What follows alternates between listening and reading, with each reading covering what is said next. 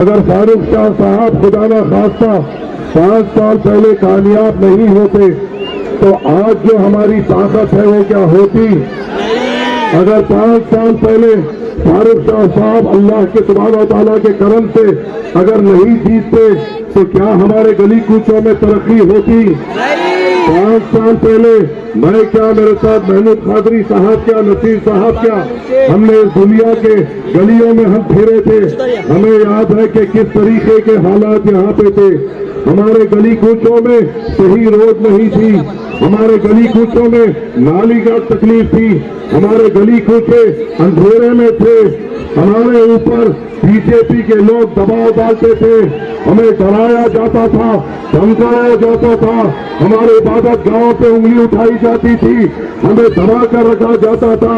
मगर एक बात का सवाल का जवाब दे दो, ये दुनिया के गयूर लोगों, इन 5 सालों में किसी की मां चली तुम्हारे तरफ देखने की? इन 5 सालों में किसी की हिम्मत हुई हमारे महल्ले जात के तरफ आने की? इन 5 सालों में क्या हमारे तरफ प्रशासन का दबाव हुआ? क्या 5 सालों में ये जो हिंदुत्व गुलाम है क्या वो तुम्हें धमका सके, डरा सके? तो वो किसकी वजह से हुआ? वो आपके और मेरी इत्तेहाद की वजह से हुआ। आज हमारी जब सभा हो रही है मजलिस इत्तेहादुल मुस्लिमीन की, तो हम बात कर रहे हैं विकास की, हम बता रहे हैं कि कौन से गली में कौन से काम हुए हैं। हम बता रहे हैं कि फारूक शाह ने सिर्फ मुसलमान इलाकों में तरक्की नहीं दी, फारूक शाह ने कभी भी कोई हिंदू भाई या हिंदू बहन या सिख भाई या सिख बहन या दलित भाई या दलित बहन या कोई आदिवासी कभी भी उनके दफ्तर पे आया, उन्होंने उसकी बात सुनी और उनके भी गली कूचे का काम कराया। क्यों कराया? क्योंकि फारूक शाह मजलिस इत्तेहादुल मुस्लिमीन के सिपाही है, फारूक शाह बैरिस्टर असदुद्दीन ओवैसी साहब के सिपाही है, और हम हमारे भाइयों को जो नजर से देखते हैं उसी नजर से हिंदू को देखते हैं, उसी नजर से सिख को देखते हैं, उसी नजर से आदिवासी को देखते हैं।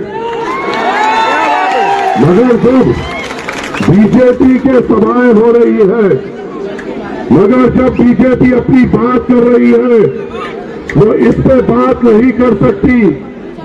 3 साल 3 वक्त के जो शिवसेना से जो आ रहे हैं, 3 वक्त के वो आमदार यहाँ पे है, वो आमदार जो 3 बार दुनिया के लोगों ने तुम्हें मौका दिया, तुमसे सवाल करता हूं, तुम्हारी तो हालात ये है कि एक कदम जमीन पे दूसरी कदम खबर में, क्या तुमने इन 3 बार में क्या दुनिया में तरक्की की?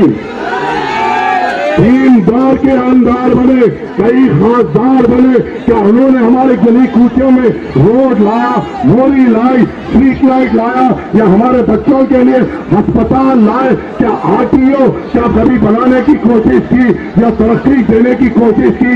कभी नहीं की। जब भी बात करे तो हिंदू की बात करे, मुसलमान की बात करे, कब्रिस्तान की बात करे, शमशान की बात करे, विकास की बात कोई नहीं किया। तो आज जब बीजेपी की जब सभा हो रही है तो उनका यहाँ पे जो उम्मीदवार है वो ठहर कर कह रहा है कि मैं गरीबों के महल्ले जात पर बुलडोजर चलाऊंगा। ठहर कर कह रहा है कि मैंने फलानी जगह पे कई घरों को निस्तो नाबूद किया, अगर मैं फिर से चुन के आऊंगा तो फलाने मोमिनपुरा में और दूसरी जगहों पे बुलडोजर चलाऊंगा। मजलिस इत्तेहादुल मुस्लिमीन बुलडोजर चलाने में यकीन नहीं करती। है नादान, है बेखौफ, है डरपोक, तो बुलडोजर चलाने की बात कर रहा है। मैं यहाँ पे ठहरकर वादा कर रहा हूँ, अगर फारूक शाह जीतेंगे हम हमारे हिंदू भाइयों के इलाकों में बुलडोजर नहीं चलाएंगे, रोड चलाएंगे, नहीं चलाएंगे।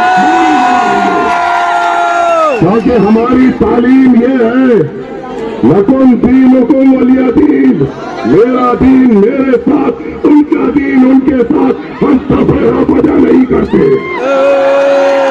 मगर ये बात भी याद रख ले, बीजेपी के डरपोक गुलाम अगर तू ये सोचता है तो बुलडोजर चलाएंगे, तो ये मजबा भी हाथों में चूड़ी पहनकर नहीं बैठा।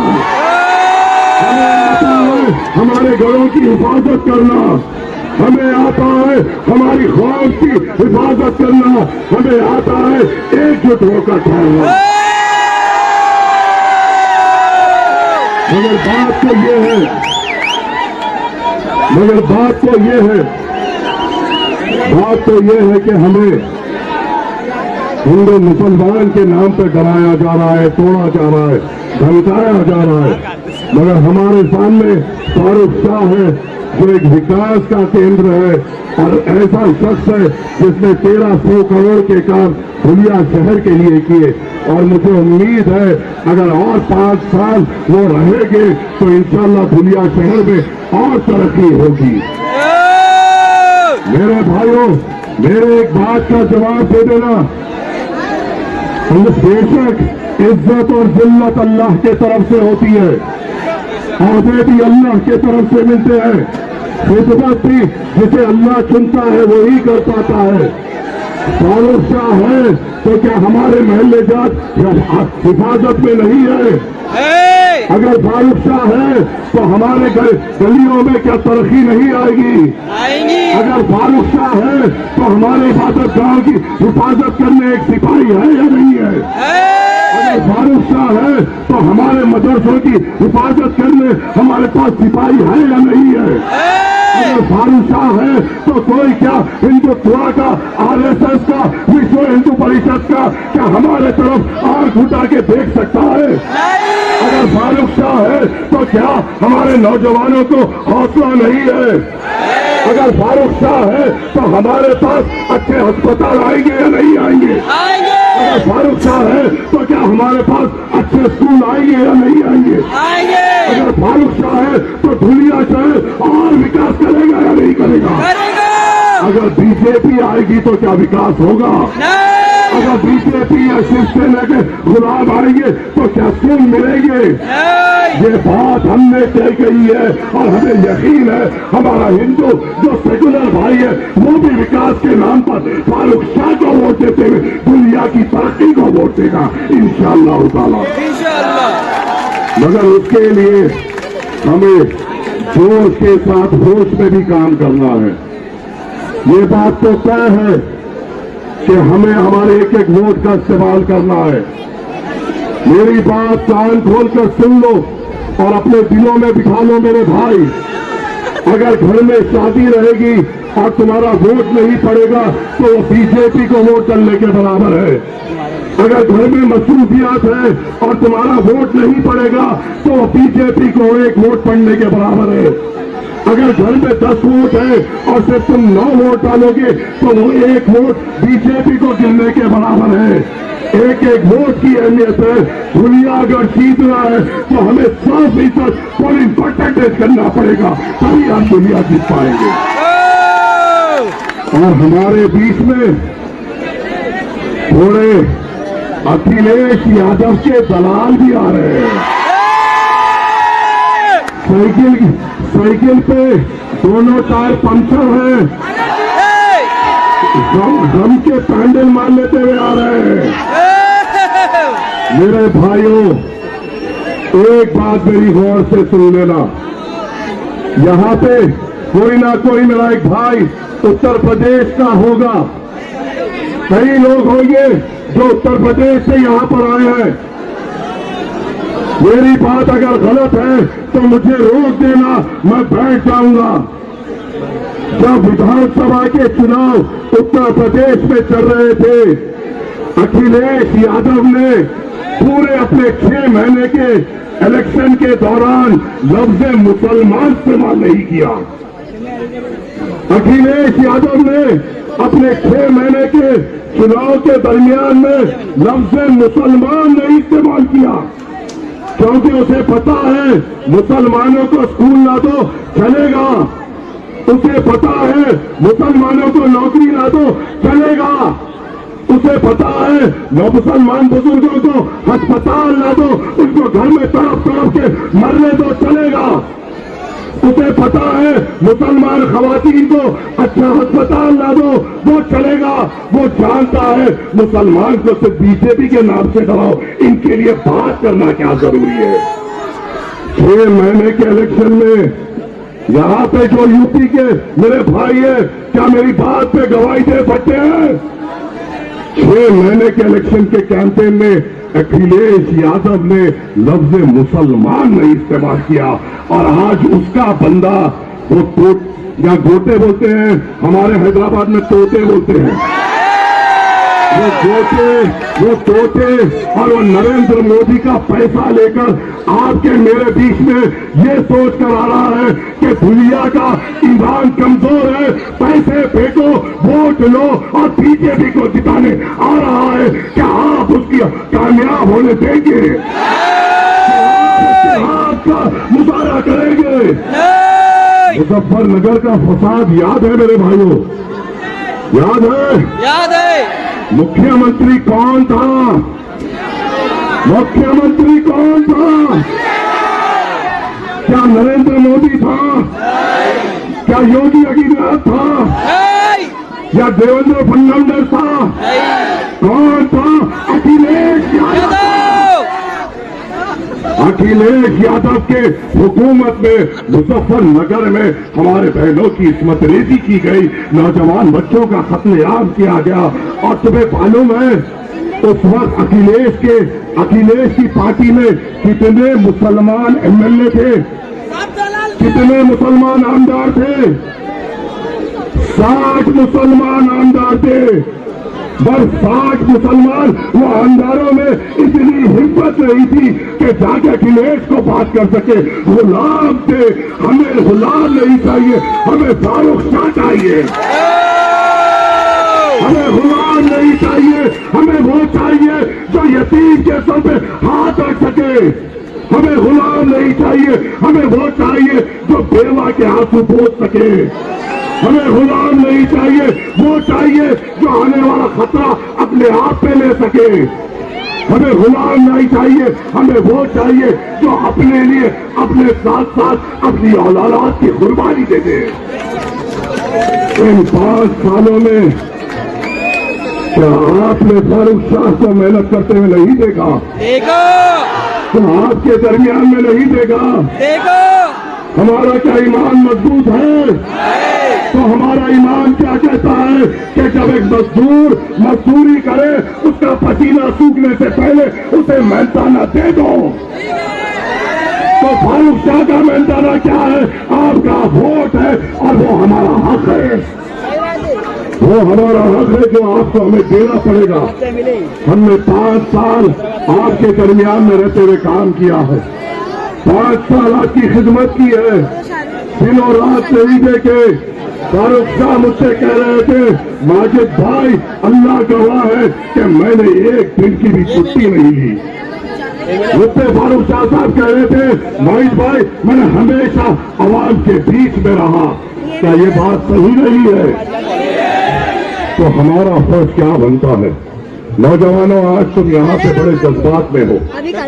हम यहाँ पर आए हैं, महमूद कादरी साहब यहाँ पे है, नसीर साहब है, हुसैनी पाशा साहब है, सलमान है। कल हम नहीं रहेंगे, कल आप होगे और फारूक शाह रहेंगे। आपको संभालना है दुनिया को।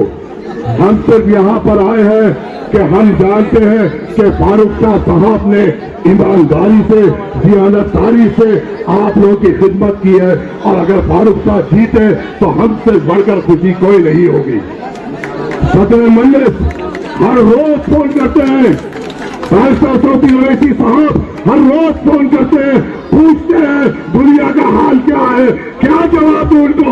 आप बोलो, क्या वोट दो कि हम एक है और हम ये जीत के दिखाएंगे इंशाअल्लाह। सऊदी ओवैसी साहब को कि हम इत्तेहाद का मिसाल देंगे, 100% पोलिंग कराएंगे और बैरिस्टर सऊदी ओवैसी साहब के हाथ मजबूत करेंगे। अरे मजलिस जभी भी आती है, मजलिस जभी भी आती है तो हमारे ऊपर नए नए इल्जाम लगते हैं। असदुद्दीन ओवैसी साहब के बारे में कहा जाता है, ऐ मेरे बुजुर्गों, हमारा कसूर क्या है, हमने क्या गुनाह किया, तुम बता दो। आप मुझे बताओ। यहाँ पे कई नौजवान बैठे हुए हैं जो अपनी माँ के लगते जिगर हैं, जो अपने वालिद का हौसला है। अरे क्या जो यहाँ पे माहौल है, क्या उत्तर प्रदेश में भी वही है, गुजरात में भी वही है, कहीं पे भी दूसरे इलाकात में वही है? ये माहौल सिर्फ दुनिया में है और हैदराबाद में है। क्यों है? क्योंकि यहाँ पे आपके लिए मर मिटने वाली क़यादत मजलिस इत्तेहाद और मुस्लिमीन है। हमारी शरीयत में दखलंदाजी की गई।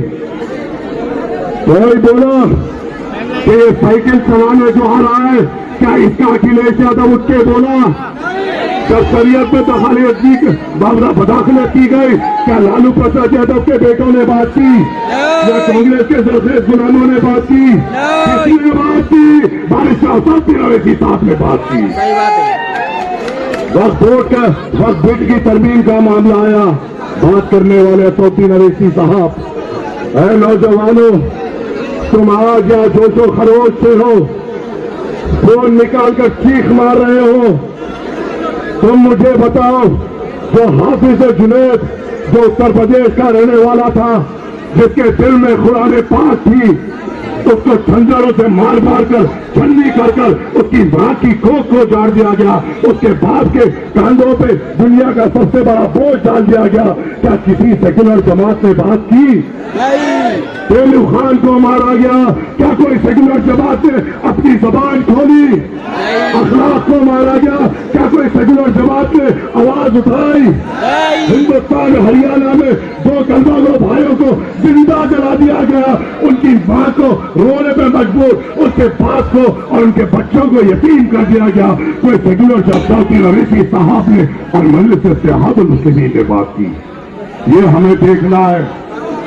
ये जज्बे को बरकरार रखिए, इस होश को, इस जोश को होश में लाइए और फारूक शाह को मजबूती तक लाइए। हमें उम्मीद है कि इंशाअल्लाह जब 20 तारीख के दिन पोलिंग होगी, दुनिया में पतंग उड़ेगी, दुनिया में हरा परचम बुलंद होगा, दुनिया में इत्तेहाद का परचम बुलंद होगा, दुनिया में विकास का परचम बुलंद होगा और इंशाअल्लाह ताला हर एक मुसलमान और सेकुलर हिंदू भाई जो विकास को देखता है वो हमारे लिए वोट देगा इंशाअल्लाह। बस यही उम्मीद और तवक्को से आपसे उम्मीद रखते हुए आपसे इजाजत चाहूंगा। आपसे उम्मीद है, आपसे तवक्को है, आप मजलिस इत्तेहाद और मुस्लिमीन को मजबूत करेंगे। आपसे उम्मीद है, आपसे तवक्को है कि आप हम अपना इत्तेहाद मजबूत रखेंगे। आपसे उम्मीद है, आपसे तवक्को है कि आप अपनी इबादत गाहों को हिफाजत करने के लिए वोट डालेंगे। आपसे उम्मीद है कि आप फारूक शाह साहब को एक भारी अक्सरियत से जिताते हुए सदर मजलिस बारिशाह असदुद्दीन अवैसी साहब के हाथ मजबूत करेंगे। शुक्रिया। अस्सलाम वालेकुम व रहमतुल्लाहि व बरकातुहू।